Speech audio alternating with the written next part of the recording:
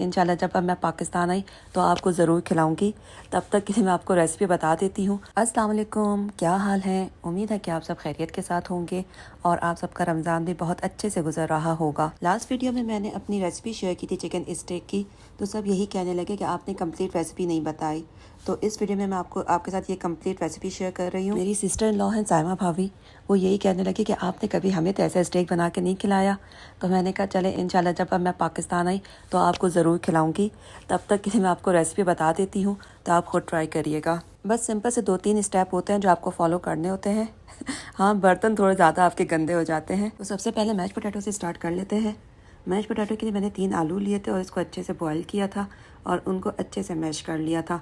बिल्कुल बारीक जो है वो अच्छे से मैश करना है। और फिर हमने इसमें तकरीबन 2 टेबलस्पून हमने बटर डाला था, उसको अच्छे से मिक्स करके और उसमें हमने सिंपल ब्लैक पेपर और नमक डाल दिया था।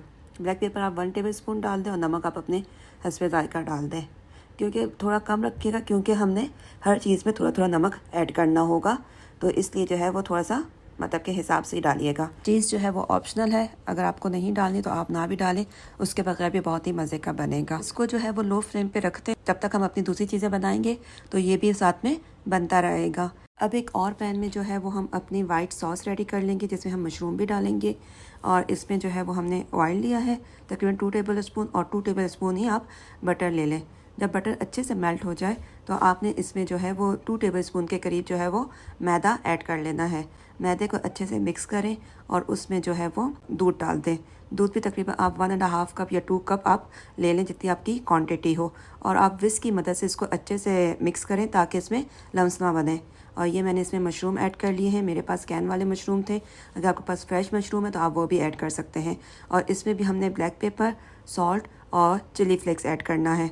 ये भी आप अपनी मर्ज़ी से जितनी आपको टेस्ट के हिसाब से आप अपना ऐड कर लें। इसको जो है वो अच्छे से थिक होने तक आपने पकाना है। ये इतनी आपकी थिकनेस होनी चाहिए तो आपको फिर अच्छी लगेगी। थर्ड स्टेप में हम अपनी चिकन बनाएंगे। चिकन के लिए मैंने 2 ब्रेस्ट पीस लिए थे, इसको मैंने मैरिनेट करके रख दिया था 3 से 4 घंटे के लिए। और इसमें मैंने soya sauce, chilli sauce, vinegar, black pepper, salt और चिली फ्लेक्स और गार्लिक पाउडर ऐड किया था। अभी इसको मैं एयर फ्राई में बना रही हूँ।